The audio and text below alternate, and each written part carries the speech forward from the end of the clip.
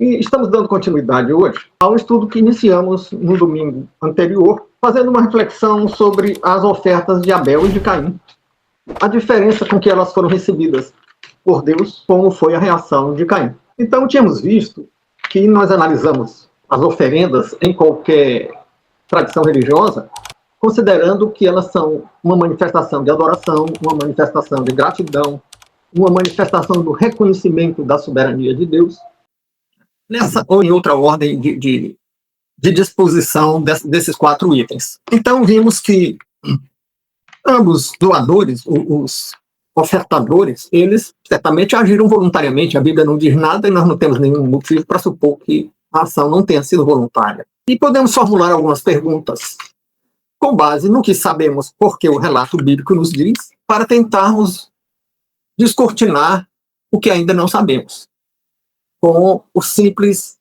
leitura do relato.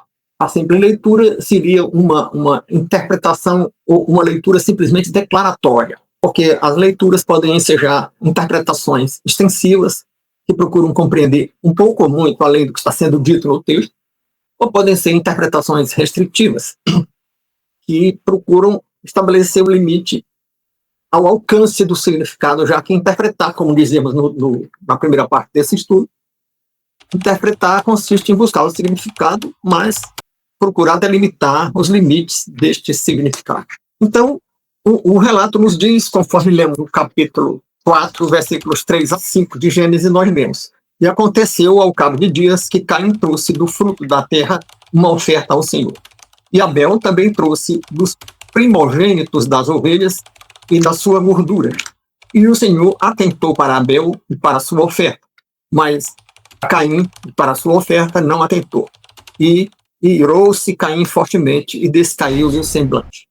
Era considerando isso que nós sabemos, porque o relato nos diz que nós procurávamos, a partir daí, formular algumas perguntas para alcançar o que o relato não nos diz. E aí, considerávamos se estávamos incorrendo numa exegese. Exegese, diferentemente da exegese, porque exegese é a tentativa de compreender um texto que é encarado como um texto que tem autoridade. A exegese é a tentativa de enriquecer o texto com as elaborações do intérprete.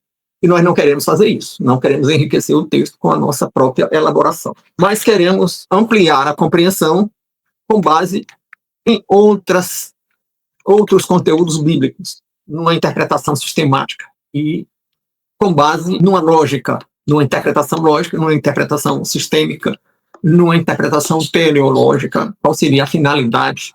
Telos, a palavra grega para fim no sentido de finalidade, não de ponto final. Né?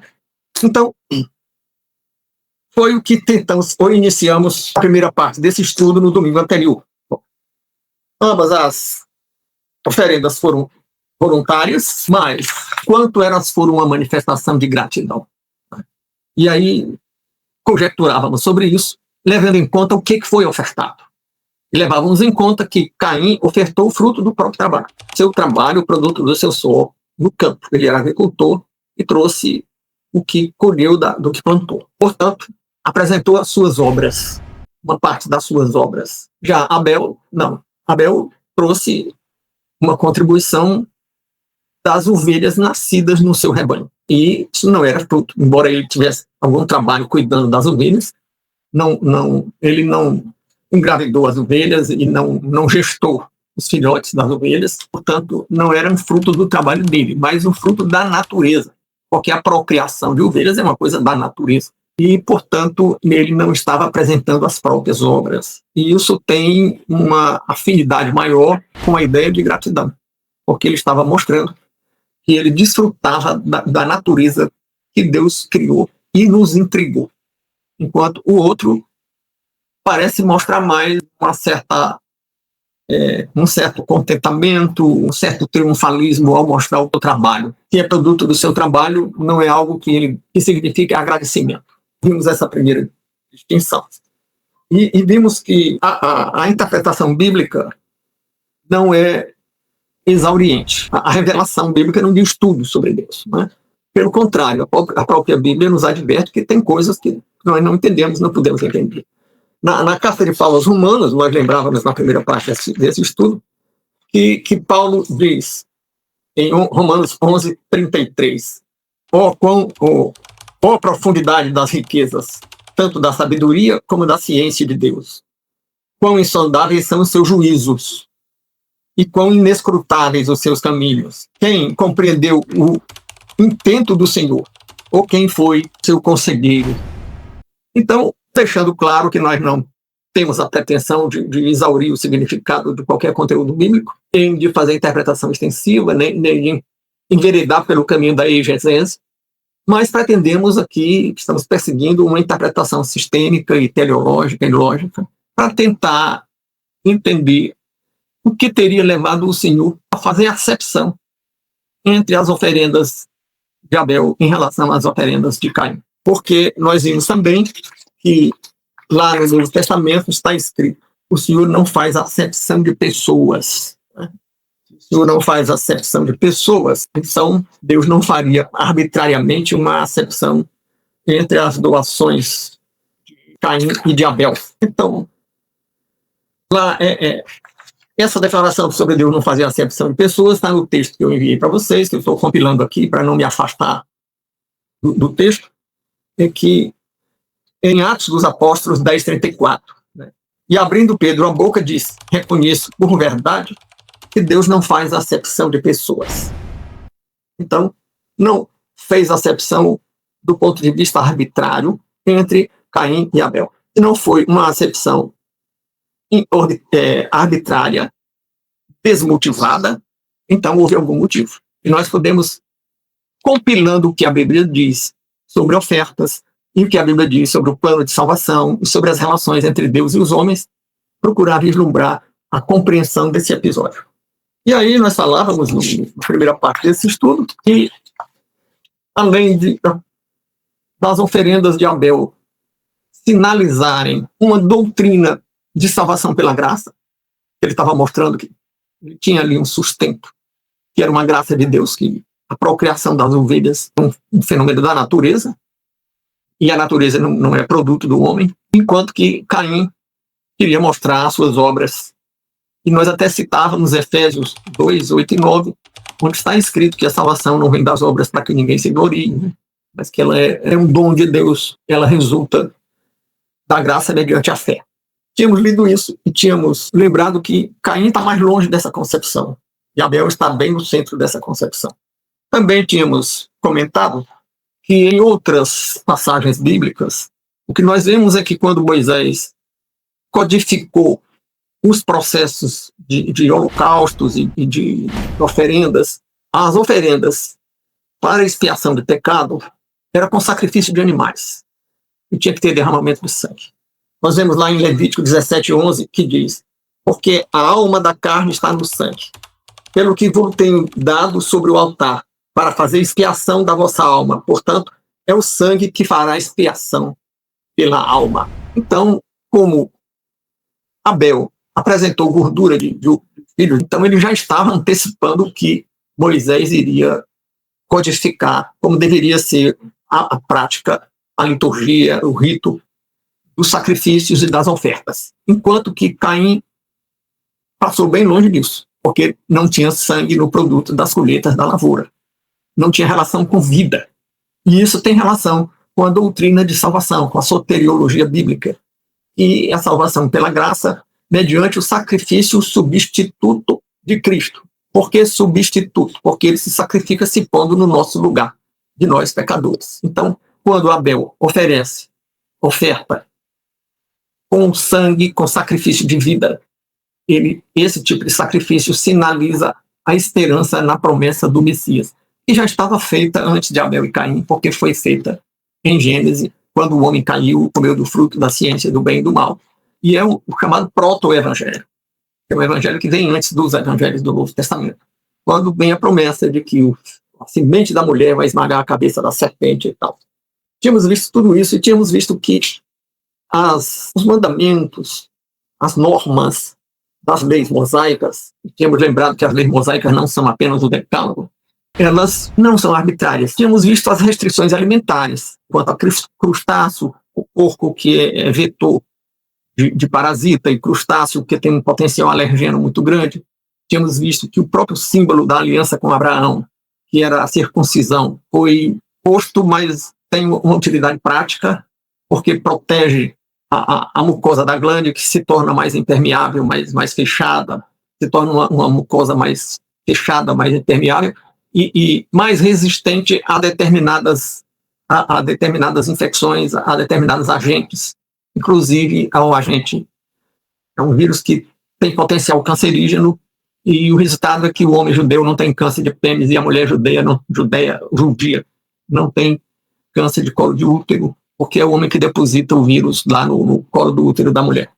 Então, a escolha da oferta de Abel pelo Senhor, escolha no sentido de aprovar e se alegrar com ela, também não é arbitrária. É uma escolha que tem sentido. Qual é o sentido? É de já sinalizar a doutrina de salvação, o plano de salvação, que envolvia o derramamento de sangue. E o derramamento de sangue de inocente, para nos substituir. Os teólogos gostam de usar a palavra vicário, né? Sacrifício vicário de Cristo, que significa substituto. Então, nós temos lido todas essas considerações e chegávamos a uma interpretação lógica de que faltou sangue, faltou vida, sacrifício de vida, e faltou sinalização de agradecimento por uma salvação pela graça mediante a fé, na oferenda de Caim. E tudo isso estava presente na oferenda de Abel. Então, considerando isso, nós reservamos para a reflexão de hoje as considerações, as conclusões, né? Então, o fruto da lavoura, uma primeira conclusão que alinhamos aí no texto é, bem, os frutos da lavoura, como oferta de Caim, não são adequados à manifestação de gratidão. Quem chega e diz, olha aqui o que eu produzi, não está dizendo eu agradeço. Enquanto que o sacrifício das crias, das primeiras crias, das ovelhas, do rebanho de Abel, são uma manifestação de gratidão pelo que está desfrutando da natureza. Porque as crias das ovelhas fazem parte da natureza. E a natureza é uma dádiva do Senhor. Então, vimos que a obra ou as obras do homem não contribuem para a manifestação de agradecimento e não contribuem para uma fundamentação de uma oferenda que alegre o Criador. Então, também nós podemos colocar entre as nossas conclusões que a expectativa de reconhecimento de méritos, além de contrariar um dos fundamentos de toda a oferta, que é agradecimento, ela não se afina, não nos encaminha para um raciocínio que diga, olha, se eu estou mostrando os meus méritos, então eu estou louvando o Senhor. Não. Se eu estou mostrando os meus méritos, eu estou me louvando, fazendo uma autolouvação, né? E aí Caim parecia que estava se louvando. Estava dizendo, olha aqui, Senhor, o que eu produzi. Eu quero te dar, quero te entregar as minhas obras, produto do meu trabalho, para que tu reconheças os meus méritos. Ele estava como que um reconhecimento. Então, estava cobrando reconhecimento, e quando não teve, para ele foi uma grande surpresa. E ele se encheu de ira que o semblante dele mudou. Então, por quê? Porque ele queria ser louvado, né? E isso, voltando a uma interpretação sistêmica, juntando partes distantes da Bíblia umas das outras, nós vamos lá para o Novo Testamento e vemos que Jesus orienta as ofertas dizendo que quem dá com a mão direita que a mão esquerda não saiba, se der com a mão esquerda que a mão direita não saiba. Isso não é para ninguém saber. Se não é para ninguém saber, por quê? Qual seria a finalidade das ofertas serem dadas? Para que ninguém se glorie. Como está lá em Efésios, que nós lembrávamos há pouco, Efésios 2, que diz que a salvação não vem das obras para que ninguém se glorie. Aparentemente, Caim queria se gloriar das suas obras. Por o que eu posso oferecer ao Senhor? O fruto do meu trabalho na lavoura. Até porque o trabalho na lavoura é um trabalho pesado, né? O agricultor trabalha sob o solo inclemente. Ali, aquela região, mais ou menos do crescente fértil, onde hoje é Síria, o Iraque, por ali que eles estavam. E aquela região é uma região temperada, clima temperado. E os climas temperados fazem frio, quando tem frio, pode até haver neve nas regiões temperadas, e fazem muito calor quando faz calor. Quem conhece o sul do Brasil, que é uma região temperada, sabe que o frio no inverno e o calor no verão é muito mais forte do que o calor ou o frio na zona tropical onde nós vivemos aqui no Ceará. Então, Ele fez um trabalho, se plantou, cultivou, cuidou da lavoura no verão, enfrentou um sol inclemente. Se plantou ou cuidou da lavoura no inverno, enfrentou um frio severo e é um trabalho pesado. Então, é razoável, é uma interpretação lógica que ele estivesse se orgulhando do próprio trabalho, estivesse querendo exibir ao Senhor que fez. Então, se já tinha se afastado da lógica do agradecimento, também se afastava de uma outra dimensão de toda a oferta, que é a adoração. Então ele não estava adorando a Deus, ele estava adorando ele mesmo. Tanto que ficou muito irado quando não foi enaltecido, quando não foi premiado, quando não foi louvado. Podemos ainda fazer uma outra inferência com relação ao antagonismo que isso suscitou no coração de Caim em relação a Abel. Por que ele se encheu de ira contra o irmão? Eu já, em outros estudos, nos nossos estudos bíblicos domingueiros, que não se confundem com o curso que estamos oferecendo agora, sobre a relação entre a sala de aula e a fé, mas nos nossos estudos domingueiros, que nós estamos mantendo já há alguns anos, né, desde a pandemia, nós temos enfocado alguns aspectos do que eu chamo de natureza humana. E eu tenho repetido várias coisas, inclusive uma delas que eu quero lembrar agora, de um pensador francês do século XX para o século XXI, que ele morreu em 2015, né? Ele era de 1923. René Girard era um polímata, é alguém que é um estudioso de várias áreas do conhecimento. Ele era historiador, era arqueólogo, era filósofo, era psicanalista, era teólogo, e fazia tudo isso muito bem. E ele tem uma visão dos conflitos, da natureza conflitiva das relações humanas, o que ele chama de conflito mimético. Diz que o conflito das relações humanas tem um componente muito presente, a maioria dos conflitos, que é a atitude de quem admira o outro, fica como que deslumbrado com o outro, e quer o lugar do outro, e odeia o outro, por ser capaz de despertar o seu deslumbramento quando ele não se deslumbra consigo mesmo. Alguém que não tem autoestima, mas se deslumbra com o outro, odeia o outro. E isso ele chama de conflito mimético. Odeia o outro, quer destruir o outro, quer tomar o lugar do outro. Que o bom português coloquial tem o nome de inveja. Né? Então é o que nós já podemos vislumbrar na conduta de Abel. É um traço do que eu considero natureza humana.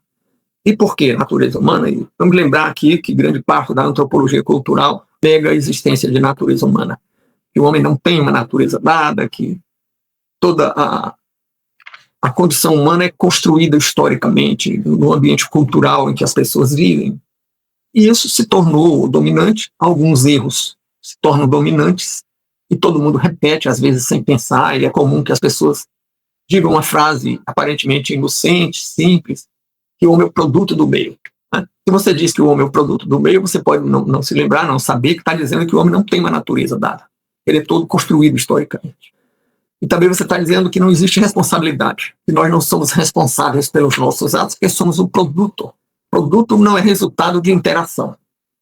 Se você é um produto de alguma coisa, você não interagiu com o ambiente para ser o que você é.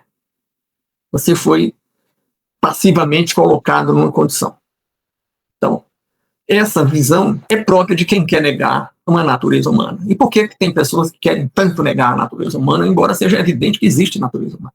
Existem as chamadas máscaras de alegria, de tristeza, de dor, de surpresa, de susto, de medo, de pavor, de rancor, de ódio. Todas essas coisas têm uma forma de se expressar na face das pessoas. Ou, para usar um termo técnico, o facies.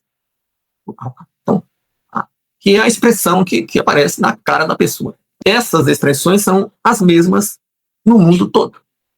Na cultura da China, na cultura de uma tribo lá do Amazonas, uma tribo não conectada, não contactada, ou dos Alpes, do norte da Itália, Suíça, ou das montanhas rochosas nos Estados Unidos, numa ilha no Pacífico. Todas essas culturas têm essas mesmas formas de expressar essas emoções. Então tem alguma coisa em comum aí, que não é histórica, porque se fosse histórica era diferente de um lugar para o outro. Além disso, existe algo comum na literatura. E quando nós lemos a literatura do período clássico da civilização helênica, nós lemos, por exemplo, uma obra de Sófocles, como é o drama do filho que mata o pai e engravida a mãe. Tal. Ali você tem um drama tão contemporâneo que fez com que Freud usasse algumas situações da literatura grega de quase 30 séculos para explicar alguns complexos. Né? Complexo de Édipo. Eu estou falando de Édipo quando falo daquele homem que terminou engravidando a mãe, matando o pai e tal. Né? Então, o que há quase 30 séculos ainda nos diz coisas atuais, ainda nos mostra toda a literatura. Quando a gente vê, por exemplo, tome o caso de Troia. A guerra de Troia começa quando as deusas do Olimpo, Afrodite, ou Eros, né?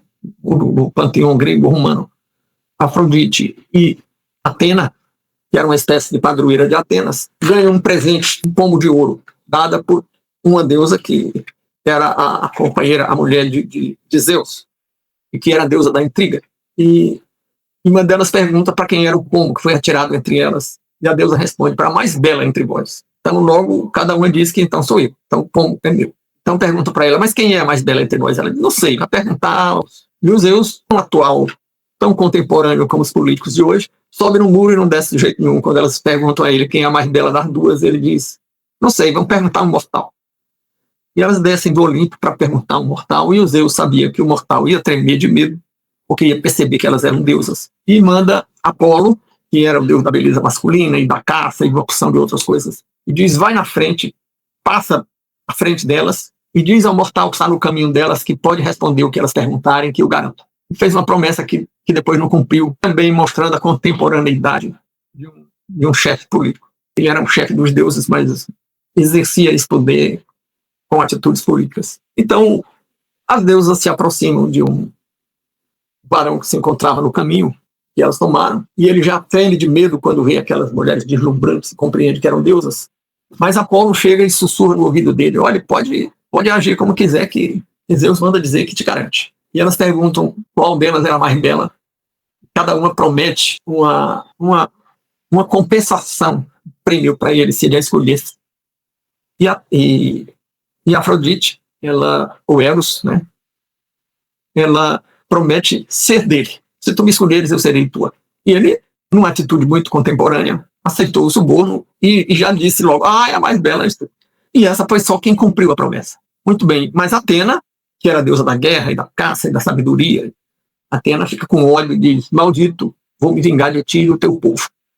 Bom, e esse homem não sabia, mas era filho do rei de Troia. E quando nasceu, um homem que fazia às vezes de sacerdote de um certo templo, previu que aquele homem seria a ruína de Troia, que o rei devia mandar matar aquele filho. E o rei manda matar. Mas a rainha, mãe do menino, suborna o executor para que ele levasse essa criança e doasse para alguém bem distante. E essa criança agora era o homem que as deusas encontraram e escolheu Eros como a mulher mais bonita. E ele nem sabia que era filho do rei Príamo de Troia. Mas um dia ele vai a Troia, chega lá, tem uma festa, onde tem uma competição esportiva, e ele entra nas competições e ganha todos os prêmios. E como ganha todos os prêmios, o rei manda chamá-lo para cumprimentá-lo e premiá-lo. E na conversa descobre que ele é um filho, que supostamente teria sido morto. E já o recebe, mas ele tinha agora a maldição da deusa de Atena, e iria destruí-lo e ao seu povo. E uma irmã dele, filha do rei, Cassandra, que tinha despertado a paixão de Apolo, resistiu ao assédio de Apolo e barganhou dizendo que cederia ao assédio de Apolo se ele desse a ela e dar o dom de adivinhar para ela. E depois que ela recebe, ele não podia tirar. Então, depois que ela recebe, já adivinhou que no futuro existiria um país onde quem paga adiantado merece ser enganado. E já quebrou o trato e não cedeu às pretensões de Apolo. E Apolo fica com ódio, diz: maldita. Ele não podia retirar, mas ele podia restringir o dom de adivinhar. Né? Maldita, tu só vais adivinhar desgraça e ninguém vai te dar crédito. E Cassandra já adivinhou que o filho do rei que voltou seria a causa da desgraça do país, e diz que o rei não receba e tal, mas ninguém acredita.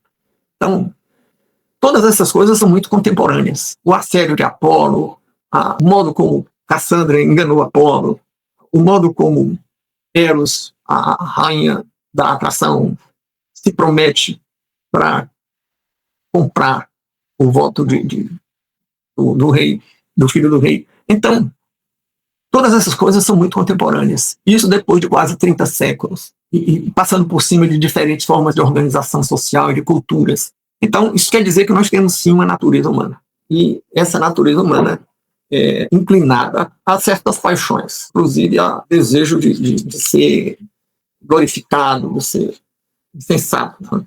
E, portanto, a oferta de Caim parece ter sido rejeitada não porque arbitrariamente Deus tivesse escolhido e feito acepção entre ele e Abel, mas porque não era gratidão, era uma exibição de méritos, não era adoração, era uma forma de cobrar algum prêmio pelas suas obras e, embora fosse voluntária, convivia com um sentimento muito negativo, que era aquele do conflito mimético, ódio consequente à inveja. Né? Então, esse conflito mimético já está presente em Caim. E também é desaprovado pelo Senhor. Porque quando o Senhor pergunta por que o seu rosto se transformou, o que você tem? Ele disse, porque as minhas ofertas não foram recebidas e as de Abel, meu irmão, foram. E o Senhor diz, pois cuide você de apresentar uma oferta que me agrade. Né?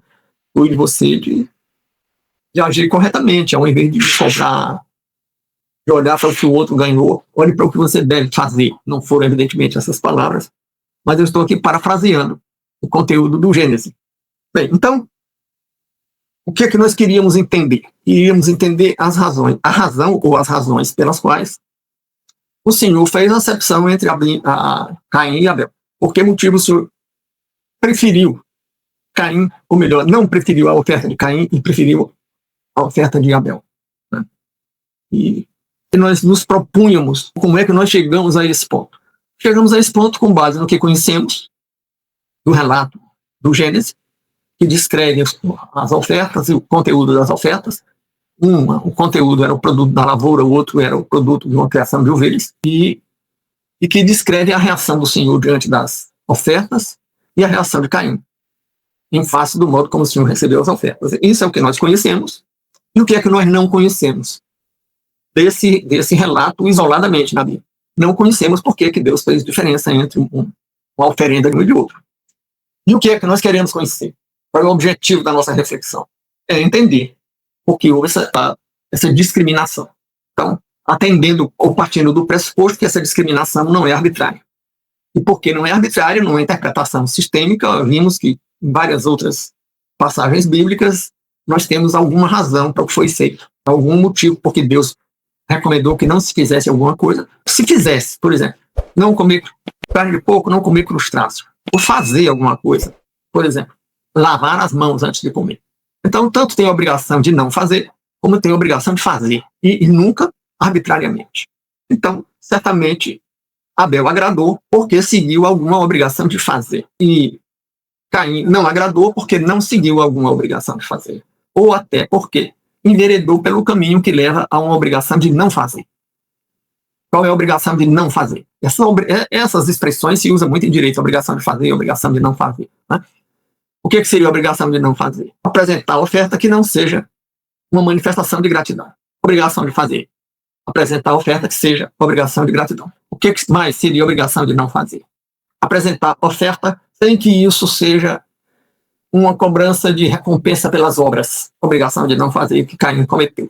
Apresentou ofertas e queria que Deus agradecesse, em vez de receber pedido de gratidão, ou uma manifestação de gratidão. Queria que Deus, Caim, muito obrigado. Né? Então, em que Abel, já num segundo ponto, também atendeu a obrigação de fazer. Além de ter uma manifestação de gratidão, era uma manifestação de adoração, porque estava agradecendo os frutos da natureza, e a natureza foi entregue ao homem por Deus, e quem agradece com os frutos da natureza está agradecendo a uma bênção dada por Deus ao homem, que é o domínio da natureza. Porque também está lá em Gênesis que nós recebemos o domínio da natureza. Devemos reinar sobre a natureza. Embora hoje tenha uma espécie de neo-animismo, que o animismo é um tipo de crença que adora a natureza. Você diviniza um rio, uma montanha, uma estrela, o sol, a lua, um animal. Na Índia, uma vaca é divina, um cachorro, um elefante, um animal qualquer é divino. E Nos Andes tem montanhas que são divinas, né, para alguns daqueles povos que compunham o antigo Império Inca. E tem hoje uma espécie de neo-animismo, que as pessoas estão como que divinizando a natureza, tornando a natureza intocável. Mas o que o Gênesis nos diz é que o Senhor nos concedeu um mandato sobre a natureza. Nós recebemos o direito de reinar sobre a natureza e cuidar da natureza, né? Não se trata de reinar de uma forma destrutiva, mas de reinar cuidando da natureza. Lá em Gênesis, muita gente pensa que o paraíso era a ociosidade, mas lá em Gênesis está escrito que o homem deveria cuidar do jardim, zelar e proteger. Então, já vimos que gratidão e adoração foram duas diferenças nas duas ofertas, e que também explicam o ódio de que se encheu Caim, e passou a odiar o irmão, que o que ele queria era ser enaltecido. Ele, ao invés de adorar, ele queria que algo semelhante a uma adoração lhe fosse concedido. E quem conseguiu isso foi o irmão. É claro que Abel não foi adorado por Deus, e nem era nada parecido com isso, mas o que ele recebeu agradou ao Senhor. E isso já despertou a inveja de Caim. E então ele se enche de ódio. Porque ele se encheria de ódio. O propósito dele era ser enaltecido. Não era enaltecer a Deus, não era agradar a si mesmo. Assim como lavar as mãos, não comer carne de porco, não comer crustáceos, a própria liturgia da circuncisão, tudo isso tinha alguma utilidade prática. Como também folgar um dia na semana, trabalhar 6 dias e folgar, trabalhar 6 dias e folgar um dia é bom para a produtividade no trabalho. Por quê? Produtividade no trabalho, porque o repouso hebdomadário, né? Repouso semanal, faz com que a pessoa possa produzir melhor. E se é bom para a produtividade, que é a produção por unidade de produção, por fator, também é bom para o próprio sujeito que trabalha, né? Eu uso aqui sujeito no sentido técnico da expressão. Sujeito é aquele que exerce a ação do verbo. O verbo é trabalhar, sujeito do verbo é quem trabalha, o trabalhador. E o trabalhador tem uma capacidade fisiológica e psicológica superior no trabalho se ele não estiver exausto, se ele não estiver fatigado. E o repouso semanal, o termo técnico é hebdomadário, esse repouso favorece isso. Então não tem nada arbitrário na vida. E, portanto, a discriminação entre Abel e Caim não foi arbitrária. E aí a reflexão deve ter uma aplicação. Quando nós estudamos a Bíblia, nós queremos compreender, e certamente a compreensão deve ser útil, não queremos compreender. A compreensão deve ser útil para alguma forma de aplicação. A aplicação que podemos fazer da compreensão dessas considerações todas, né, de todos esses aspectos. Bem, podemos fazer um autoexame.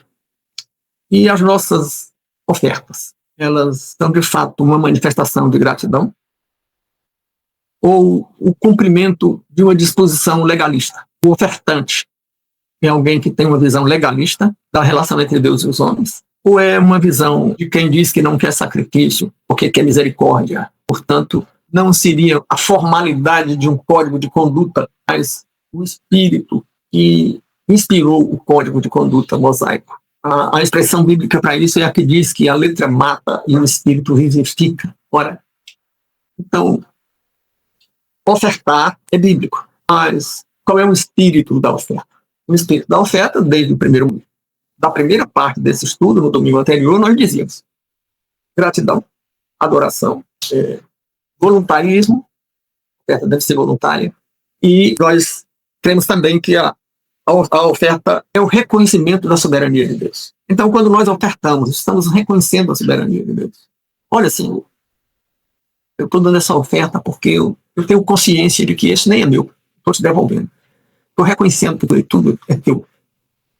Tu és soberano. Ou estamos dizendo ao Senhor, eu sinto uma gratidão profunda pelo que tem me dado. Ainda que estamos dizendo que eu sei viver na fartura, posso viver na fartura e posso viver na privação, na penúria. Também está lá numa das cartas de Paulo, né? Quando ele diz posso viver na fartura e posso viver na penúria, ele completa dizendo posso tudo naquele que me fortalece. Posso tudo não é dizendo sou poderoso. Muitas vezes as pessoas lembram só do versículo que diz tudo posso naquele que me fortalece, esquecendo que esse tudo é tudo posso passar necessidade. Passo necessidade com aquele que me fortalece. Me fortalece para que eu possa suportar a necessidade. como posso viver na abundância. E por que viver na abundância precisa? Porque precisamos, na abundância, do amparo do Senhor para dizer que posso, como que suportar a abundância, como se a abundância fosse um ônus. Porque que na abundância, no ônus de viver abundantemente, eu preciso do amparo do Criador. Porque realmente é um ônus, né? Em que sentido é um ônus? No sentido de que quem vive na abundância pode esquecer de Deus. Porque normalmente as pessoas se lembram de Deus quando tem alguma necessidade forte. Né? É comum que uma pessoa que tem uma enfermidade grave procure a Deus, procure uma igreja, procure orar, peça as orações. Mas quando se cura, esfria. Não é só o exemplo bíblico dos 10 leprosos que foram curados, mas só um voltou para agradecer. Né? Aquilo ali a Bíblia não registra para que a gente possa maldizer aquelas pessoas ou fazer um juízo severo sobre aquelas pessoas. Ela registra aquilo para nos dizer, olha, como você é. Você é um humano, é isso. Então, viver na fartura pode ser mais difícil do ponto de vista espiritual, do aperfeiçoamento da relação com Deus, do que viver provações, viver tribulações. Também Paulo disse, é nas fraquezas que eu me fortaleço. Então, ofertas têm o sentido de gratidão. Tanto gratidão por suportar a necessidade, como gratidão por suportar a abundância. Quando nós estamos passando necessidade, nós devemos agradecer a Deus porque estamos passando por necessidade sem vacilar, sem que a nossa fé se abale. E se estamos na abundância, devemos agradecer porque estamos vivendo na abundância sem que esqueçamos de Deus. O que é mais difícil, né? É difícil do que talvez suportar a adversidade. Além dessas duas considerações, a primeira é que deve ser voluntária. Às vezes, as comunidades do cristianismo histórico pressionam por doações, por dízimo, cobram, porque precisam manter o sustento da igreja, manter o sustento do que nós chamamos da obra. E precisam lembrar, não vai ter nenhuma censura que pessoas digam aos irmãos que compõem um grupo, uma comunidade, uma igreja local, e olha, nós estamos precisando de uma receita tal, a cada mês, para fechar as nossas contas e tal. Mas o que o estudo das oferendas de Abel e Caim nos mostra é que a oferta deve ser voluntária. E voluntário não é só se ninguém mandou. Abel também, Caim, consta que ninguém tenha mandado Caim fazer uma doação.